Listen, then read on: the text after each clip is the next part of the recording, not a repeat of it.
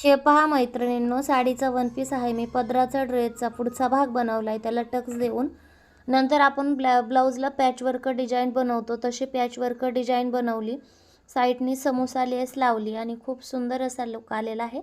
पुन्हा बॅक साईडला एक साईडची जी बॉर्डर होती काठपदरची बॉर्डर काठाची, ती घेऊन व्यवस्थित स्टिच केली.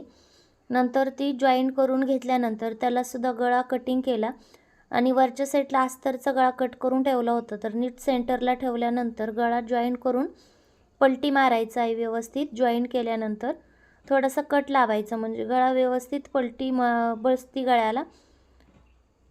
आणि याला साईडनी मी व्यवस्थित सगळ्या टिप देऊन घेतली. तोपर्यंत तुम्हाला व्हिडिओ आवडला तर असेच व्हिडिओ पाहायला चॅनलला सबस्क्राईब करा, बेल आयकॉनला क्लिक करा आणि त्याचबरोबर पूर्ण मापाबरोबर हा व्हिडिओ लॉंग व्हिडिओ चॅनलवर अपलोड आहे. तर खाली दिलेल्या संबंधित व्हिडिओ लिंकवर क्लिक करा आणि तो पूर्ण व्हिडिओ पहा.